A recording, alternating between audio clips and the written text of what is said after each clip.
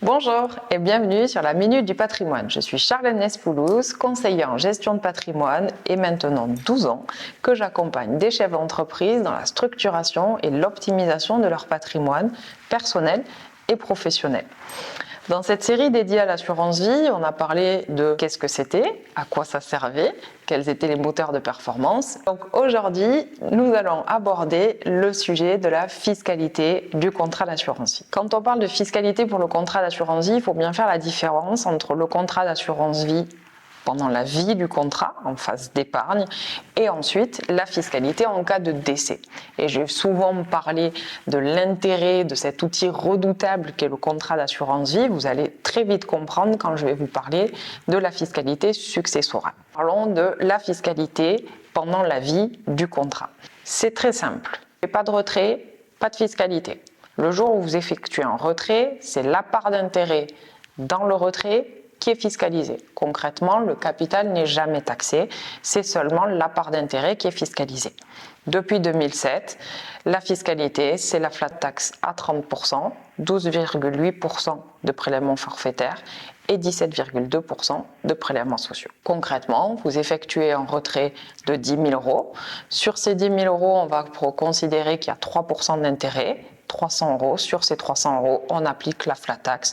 C'est 90 euros de fiscalité pour un retrait de 10 000 euros. Au bout de 8 ans, parce que souvent on entend parler l'assurance vie c'est bloqué 8 ans, non, l'assurance vie c'est la souplesse, donc c'est disponible à tout moment. Pour autant, on va avoir une fiscalité qui va être évolutive et en effet, au bout de 8 ans, on a un abattement qui va venir s'appliquer sur la part d'intérêt taxable, 4 600 euros pour les personnes seules, 9 200 pour les personnes mariées ou pacsées. Donc voilà, souvent cet amalgame est fait où on entend l'assurance vie bloquée 8 ans. Non, c'est juste que la fiscalité est différente au bout des 8 ans. En matière de décès, c'est-à-dire qu'on a un contrat qui est dénoué, on va avoir donc le versement de capitaux à des bénéficiaires, puisqu'on a donc la clause bénéficiaire qui a été rédigée en ce sens, on va avoir une fiscalité qui va dépendre de l'âge du souscripteur au moment où il a effectué les versements sur son contrat d'assurance vie. Et lors que les versements ont été effectués avant les 70 ans, les capitaux de l'assurance vie sont en dehors de la succession et vont avoir une fiscalité à part entière, à savoir un abattement de 152 500 € par bénéficiaire, une taxation à 20% jusqu'à 700 000 € et 31,25 € au-delà. Pour juste un élément de comparaison, vous êtes sur des liquidités sur un compte à terme classique, un compte bancaire classique. Vous avez 200 000 €. Ces 200 000 €, ils vont être taxés au droit de succession dans la tranche à 20%. Là, 200 000 €, vous avez deux bénéficiaires, ces 200 000 €, ils leur reviennent sans aucune fiscalité.